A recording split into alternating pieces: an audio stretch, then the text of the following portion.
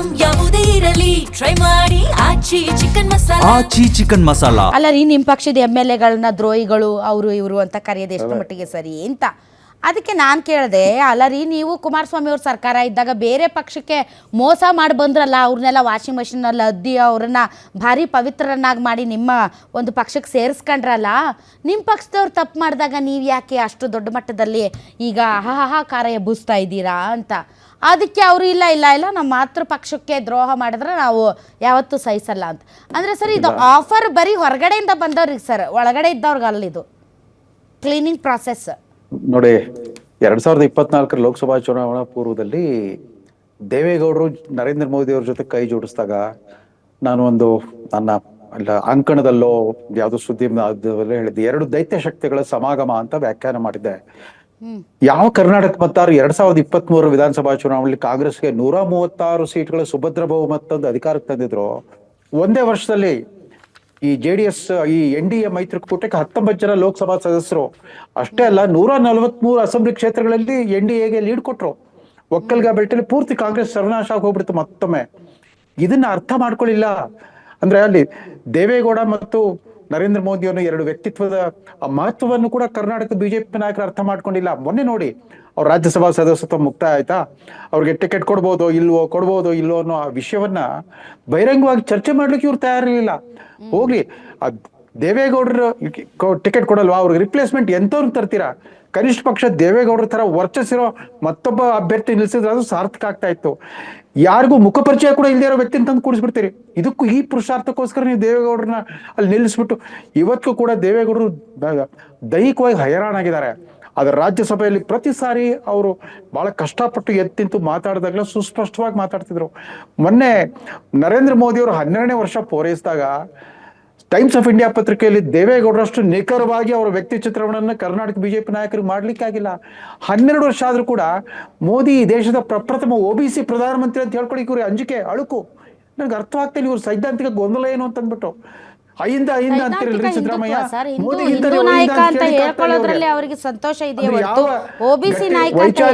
ವೈಚಾರಿಕ ಸ್ಪಷ್ಟತೆ ಆಗ್ಲಿ, ಸೈದ್ಧಾಂತಿಕವಾಗಿ ಒಂದು ಬದ್ಧತೆ ಆಗ್ಲಿ ಯಾವುದು ಕಾಣಿಸ್ತಾ ಇಲ್ಲ. ಅದೇ ಮತ್ತೆ ಮುಂದಿನ ಮುಖ್ಯಮಂತ್ರಿ ಯಾರಾಗಬೇಕು, ಈಗಾಗಲೇ ಒಂದು ಕಾಲ್ಪನಿಕ ಮಂತ್ರಿಮಂಡಲ ರಚನೆ ಆಗೋಗ್ಬಿಟ್ಟಿದೆ ಬಿಜೆಪಿನಲ್ಲಿ. ಆಮೇಲೆ ಕನಿಷ್ಠ 4 ಜನ ಸಂಭಾವ್ಯ ಮುಖ್ಯಮಂತ್ರಿಗಳು ಕೂಡ ತಯಾರಾಗ್ಬಿಟ್ಟಿದ್ದಾರೆ. ಪಕ್ಷ ಮಾತ್ರ ಪತನವಾಗ್ತಾ ಇದೆ. ಎಲ್ಲಾ ಬೈ ಎಲೆಕ್ಷನ್ ಸೋತಿದ್ದಾಯ್ತು, ಈಗ ಇದರಲ್ಲಿ ಮುಖಭಂಗ ಅನುಭವಿಸಿದ್ದಾಯ್ತು. ಹೈಕಮಾಂಡ್ ಇಂಟರ್ವೆನ್ಷನ್ ಆಗುತ್ತಾ ರೀ ಸರ್? ಈಗಾದ್ರೂ ಆಗುತ್ತಾ? ಅದೇನಪ್ಪ ಸರ್, ಎಲ್ಲಾರು ಎಚ್ಚೆತ್ಕೊಂಡ್ರು, ಆದ್ರೆ ಈ ಬಿಜೆಪಿ ಮಾತ್ರ ಎಚ್ಚೆತ್ಕೊಳ್ತಾ ಇಲ್ಲ. ಮೋದಿ ಅವ್ರಿಗೆ ಕರ್ನಾಟಕ ರಾಜ್ಯ ಘಟಕ ಬಿಜೆಪಿ ಒಂದು ರಾಷ್ಟ್ರೀಯ ಮುಜುಗರ ಅನ್ಸ್ಬಿಟ್ಟಿದೆ. ಅವ್ರಿಗೆ ನ್ಯಾಷನಲ್ ಎಂಬರಾಸ್ಮೆಂಟ್. ಕರ್ನಾಟಕದ ಬಗ್ಗೆ ಯೋಚನೆ ಮಾಡಿದ್ರೆ ಬಿಟ್ಟು ಬಿಡಿದಾರ ಅಂತ ಕಾಣುತ್ತೆ ನರೇಂದ್ರ ಮೋದಿ. ಯಾಕೆ ಸರ್ ಅವ್ರು ಇಷ್ಟು ವರ್ಷ ಎದಕ್ ಬಿಡ್ಬೇಕಾಗಿತ್ತು? ಎಲ್ಲಾ ಕಡೆ ಸರ್ಜರಿ ಬರ್ಜರಿ ಎಲ್ಲಾ ಮಾಡ್ತಾರೆ, ಕರ್ನಾಟಕದ ವಿಚಾರಕ್ಕೆ ಬಂದ್ರೆ ಅವ್ರಿಗೆ ಆಸಕ್ತಿನೇ ಇರಲ್ಲ. ಮೊನ್ನೆ ನೋಡಿ, ಪಂಚರಾಜ್ಯಗಳ ಚುನಾವಣೆ ಆದ್ಮೇಲೆ ಪಂಚರಾಜ್ಯಗಳ ಚುನಾವಣೆ ಆದ್ಮೇಲೆ ನಮ್ಮ ಸಲೀಂ ಅಹಮದ್ ಅವ್ರು ಹೇಳಿದ್ರು, ನೋಡಿ ಈಗ ಮುಖ್ಯಮಂತ್ರಿಗಳಾದ್ರಲ್ಲ, ನಾನು NSUA ಅಖಿಲ ಭಾರತ ಅಧ್ಯಕ್ಷರಾಗಿದ್ದಾಗ ಈ ಸುವೇಂದು ಅಧಿಕಾರಿ ಮತ್ತು ಹಿಮಂತ್ ಬಿಸ್ವಾ ಶರ್ಮಾ ನನ್ನ ಪಾರ್ಟಿ ಆಫೀಸ್ ಬೇರರ್ಸ್ ಆಗಿದ್ರು ಅಂತ ಹೇಳ್ಕೊಳ್ತಾರೆ. ಇಲ್ಲಿ ಕರ್ನಾಟಕ ಬಿಜೆಪಿ ನಮ್ಮ ಪಕ್ಷದ ಕಾರ್ಯಕರ್ತರು, ಸಂಘದ ಕಾರ್ಯಕರ್ತರೆಲ್ಲ ಏನಿಲ್ಲ, ಕಾಂಗ್ರೆಸ್ ಇಂದ ಬಂದಿರೋರೆಲ್ಲ ಬಿಜೆಪಿ ಹೋಗ್ಬಿಟ್ಟು ಅಲ್ಲಿ ಬಿಜೆಪಿಯನ್ನು ಗೆಲ್ಲಿಸಿ ತೋರಿಸಿದ್ದಾರೆ. ಪ್ರಚಂಡ ಗೆಲುವನ್ನ ಕೊಟ್ಟು ಆ ಬಿಜೆಪಿಯನ್ನು ಅಧಿಕಾರಕ್ಕೆ ತಂದಿದ್ದಾರೆ ಬೇರೆ ಬೇರೆ ಪಕ್ಷ ರಾಜ್ಯಗಳಲ್ಲಿ. ಅಂಥದ್ದು ಇಲ್ಲಿರೋ ಮೂಲ ನಿವಾಸಿ ಬಿಜೆಪಿ ನಾಯಕರುಗಳಿಗೆ ಏನೂ ಮಾಡೋಕ್ಕಾಗ್ತಾ ಇಲ್ಲ ತಮ್ಮ ಪಕ್ಷನ. ನರೇಂದ್ರ ಮೋದಿ ತರದ ಒಂದು ಟ್ರಂಪ್ ಕಾರ್ಡ್ ಇಟ್ಕೊಂಡು ನೀವು ಸೋಲ್ತಿದ್ದೀರಾ, ಹಿನ್ನಡೆ ಅನುಭವಿಸ್ತೀರ ಅಂದ್ರೆ ಆತ್ಮವಿಮರ್ಶೆಯ ಕಾಲ. ದಯಮಾಡಿ ನಿಮ್ಮ ಶಾಸಕರನ್ನು ದೂಷಿಸಬೇಡಿ. ಯಾಕೆ ಶಾಸಕರಿಗೆ ನಿಮ್ಮ ಸ್ಥಳೀಯ ನಾಯಕತ್ವದ ಬಗ್ಗೆ ನಂಬಿಕೆ ಹೊರಟೋಗ್ಬಿಟ್ಟಿದೆ? ಯಾಕೆಂದ್ರೆ ಸರ್, ಇಲ್ಲಿ ರಾಜ್ಯಾಧ್ಯಕ್ಷರು ಇವರೇ ಅಂತ ಹೇಳೋದಕ್ಕೆ ಹೈಕಮಾಂಡ್ ಇಲ್ಲಿಯವರೆಗೆ ತಯಾರಿಲ್ಲ. ಈ ಒಂದು ಪಕ್ಷದ ಕಮಾಂಡ್ ಅನ್ನ ಒಬ್ಬರಿಗೆ ಕೊಡೋದಕ್ಕೆ ಅವರು ರೆಡಿ ಇಲ್ಲ. ಇಲ್ಲಿ ಬಹಳಷ್ಟು ನಾಯಕರುಗಳು ಈಗಾಗಲೇ ಬೆಳೆದು ನಿಂತಿದ್ದಾರೆ, ಒಬ್ಬರು ಮಾತು ಒಬ್ರು ಕೇಳೋ ಸ್ಥಿತಿಯಲ್ಲಿ ಇಲ್ಲ. ಹೈಕಮಾಂಡ್ ಅಂತ ಇರೋದು ಸರ್, ಕಾಲಕ್ಕೆ ತಕ್ಕಂತೆ ಇಂಟರ್ವ್ಯೂನ್ ಆಗಿ ಈ ಎಲ್ಲ ಪರಿಸ್ಥಿತಿಗಳನ್ನ ಸರಿದೂಗಿಸಿ ಒಬ್ರು ಯಾರನ್ನಾದ್ರೂ ಇವರೇ ರಾಜ್ಯಾಧ್ಯಕ್ಷ ಇವ್ರ ಕೈ ಕೆಳಗೆ ಹೋರಪ್ಪ ಅಂತಾದ್ರೂ ಹೇಳ್ಬೇಕಲ್ರಿ sir. Power too many power centres. ಹೌದು, ಇದಕ್ಕೆ ವ್ಯತಿರಿಕ್ತವಾಗಿ ನೋಡಿ, 2023 ವಿಧಾನಸಭಾ ಚುನಾವಣೆಯಲ್ಲಿ ಕರ್ನಾಟಕ ಕಾಂಗ್ರೆಸ್ ಪಕ್ಷ KPCC ಅದೊಂದು ಪ್ರಾದೇಶಿಕ ಪಕ್ಷದ ತರ ತನ್ನದೇ ವರ್ಚಸ್ಸಿನ ಮಾಸ್ ಲೀಡರ್ಗಳ ಮೂಲಕ ಗೆದ್ಬಿಡ್ತು. ರಾಹುಲ್ ಗಾಂಧಿ ಮುಖ ನೋಡಿ ಯಾರು ಓಟ್ ಕೊಡ್ಲಿಲ್ಲ. ಇಲ್ಲೊಬ್ಬ ಸಿದ್ದರಾಮಯ್ಯ, DK ಶಿವಕುಮಾರ್, ಪರಮೇಶ್ವರ್, ಮಲ್ಲಿಕಾರ್ಜುನ್ ಖರ್ಗೆ ತರದ ನಾಯಕರು, ಒಂದು ಡಜನ್ ನಾಯಕರು ಇದ್ರು. ಎಲ್ಲ ಅವ್ರವ್ರ ತಮ್ಮ ವರ್ಚಸ್ಸಿಂದ ಗೆಲ್ಲಿಸ್ಕೊಂಡು ಬಂದ್ಬಿಟ್ರು. ಬಿಜೆಪಿ ಸರ್ಕಾರದ ದೌರ್ಬಲ್ಯಗಳನ್ನು ಬಳಸ್ಕೊಂಡ್ಬಿಟ್ಟು ಗೆದ್ದು ತೋರಿಸ್ಬಿಟ್ರು. ಅವತ್ತಿಂದ ಇವ್ರ ವರ್ತನೆ ಕೂಡ ಹಾಗೆ ಇದೆ. ಇದು ಏನೋ DMK ಪಕ್ಷದ ಪಡಿ ಹೆಚ್ಚಿನ ತರ ಇದೆ ಕರ್ನಾಟಕ ಕಾಂಗ್ರೆಸ್ ಪಕ್ಷ. ಅವರೇನು ಇವತ್ತು ಹೈಕಮಾಂಡ್ ಅನ್ನು ಅವಲಂಬಿಸೇ ಇಲ್ಲ. ತಮ್ಮ ಬೇರು ಮಟ್ಟದ ವರ್ಚಸ್ಸನ್ನು ಬಳಸ್ಕೊಂಡ್ಬಿಟ್ಟು ಗೆಲ್ಸಿ ತೋರಿಸ್ಬಿಟ್ರು ತಮ್ಮ ಪಕ್ಷನ. ಎಲ್ಲಿದೆ ರಾಷ್ಟ್ರೀಯ ಹೈಕಮಾಂಡು? 403 ಸೀಟ್ಗಳು ಉತ್ತರ ಪ್ರದೇಶದಲ್ಲಿ 2 ಸೀಟ್ ಬಂದಿದೆ ಕಾಂಗ್ರೆಸ್ಗೆ. ಅದು ಪ್ರಿಯಾಂಕಾ ವಾದ್ರಾ ನಾನೇ ಮೈ ಲಡ್ತಿ ಹೂ ಅಂತಂದ್ಬಿಟ್ಟು ಪ್ರಚಾರ ಉಸ್ತುವಾರಿ ವಹಿಸ್ಕೊಂಡು 2 ಸೀಟ್ ಗೆಲ್ಲಿಸ್ಕೊಟ್ರು. ಅಸ್ಸಾಂ ನನ್ನ ಗೆದ್ದಿರೋ 19ರಲ್ಲಿ 18 ಜನ ಮುಸಲ್ಮಾನರು. ಯಾವ ಹೈಕಮಾಂಡ್ ಇದೆ ಕರ್ನಾಟಕದಲ್ಲಿ? ನಿಜವಾದ ಕಾಂಗ್ರೆಸ್ ಹೈಕಮಾಂಡ್ ಇರೋದು. ದಯವಿಟ್ಟು ಯಾವ ಹೈಕಮಾಂಡ್ ಇದೆ ಅಂತ ನೀವೆಲ್ಲೋ ಕೂತ್ಕೊಂಡು ಗಾಜಿನ ಮನೆ ಕಲ್ಲೊಡಿಬೇಡಿ. ಕಾಂಗ್ರೆಸ್ ಹೈಕಮಾಂಡ್ ಇದ್ದೇ ಇರುತ್ತೆ. ಈ ಪಕ್ಷಕ್ಕೆ ಟೈಮ್ ಆಗೋಯ್ತು ಅವ್ರಿಗೆ